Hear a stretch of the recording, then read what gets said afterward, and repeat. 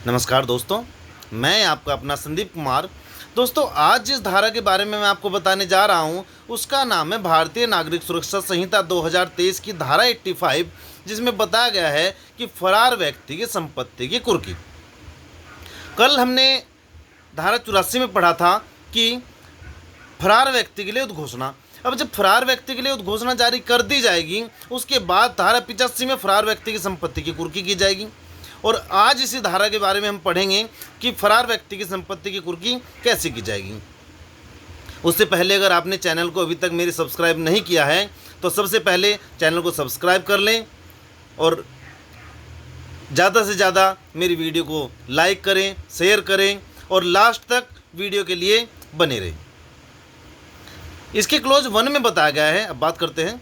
इसके क्लोज 1 में बताया गया कि धारा 84 के अधीन उद्घोषणा जारी करने वाला न्यायालय ऐसे कारणों से जो लेखबद्ध किए जाएंगे, उद्घोषणा जारी करने के पश्चात किसी भी समय उद्घोषित व्यक्ति की चल या अचल या दोनों प्रकार की किसी भी संपत्ति की कुर्की का आदेश दे सकेगा।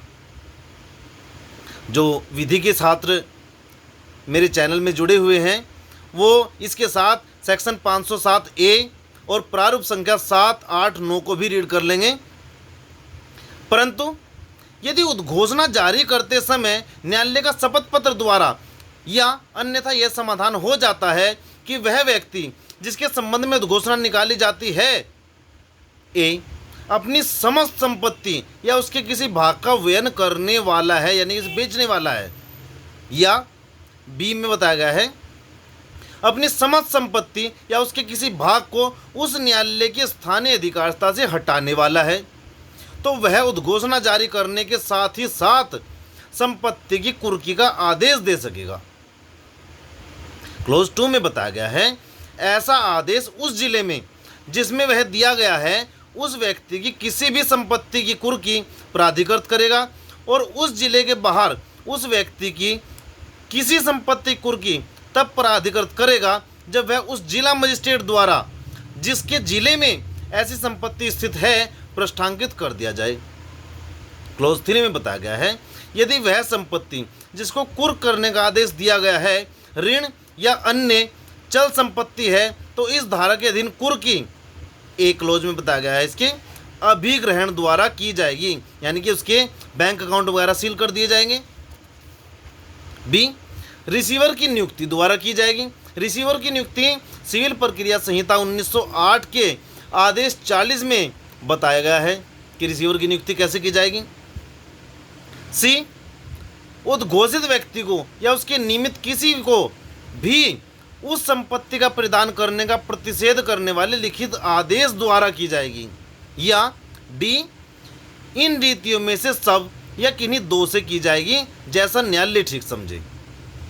क्लोज 4 में बताया गया है यदि वह संपत्ति जिसको कुर्क करने का आदेश दिया गया है अचल है तो इस धारा के अधीन कुर्की राज्य सरकार को राजस्व देने वाली भूमि की दशा में उस जिले के कलेक्टर के माध्यम से की जाएगी जिसमें वह भूमि स्थित है, और अन्य सब दशाओं में इसमें भी 4 पार्ट दिए गए हैं ABCD करके।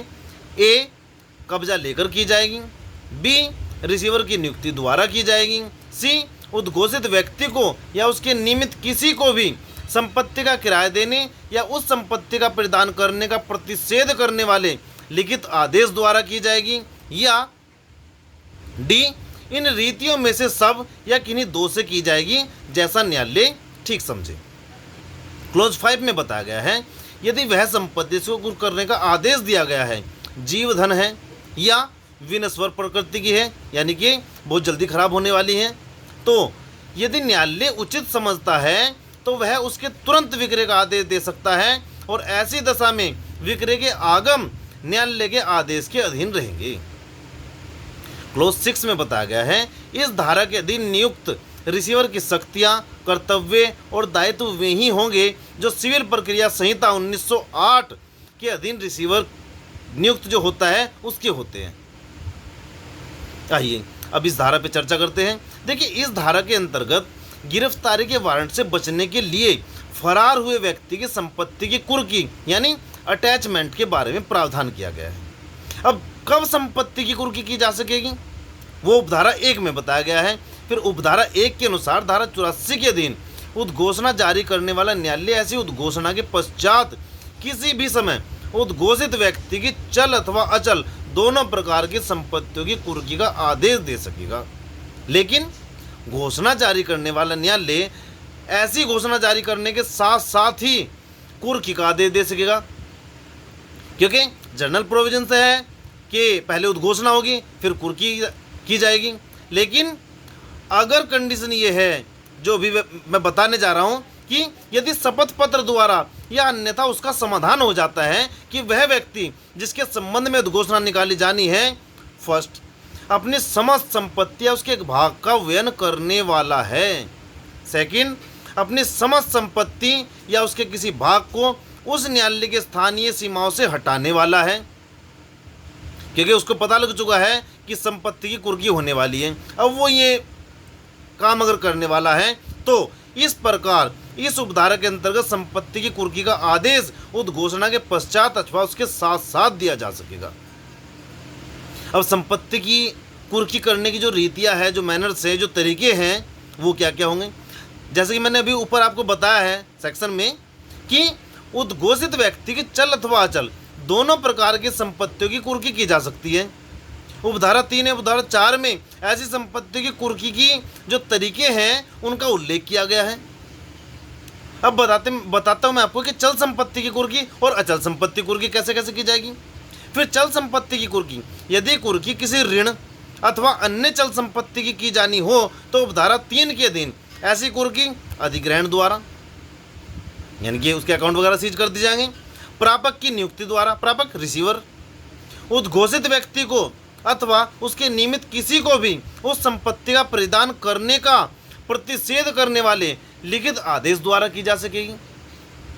और अगर संपत्ति सेकंड पार्ट में अचल संपत्ति की कुर्की है तो अचल संपत्ति की कुर्की का क्या तरीका होगा, इसमें बताया गया है कि यदि कुर्की की जाने वाली संपत्ति अचल संपत्ति हो तो उपधारा 4 के अधीन ऐसी कुर्की ए राज्य सरकार को राजस्व देने वाली भूमि की दशा में उस जिले के न्यायाधीश के माध्यम से एवं बी अन्य सभी अवस्थाओं में कब्जा लेने द्वारा या प्रापक की नियुक्ति द्वारा या उद्घोषित व्यक्ति को अथवा उसके निमित्त किसी को भी उस संपत्ति का किराया देने या उस संपत्ति का प्रदान करने का प्रतिषेध करने वाला लिखित आदेश द्वारा की जा सकेगी। अब बात आती है जीवधन।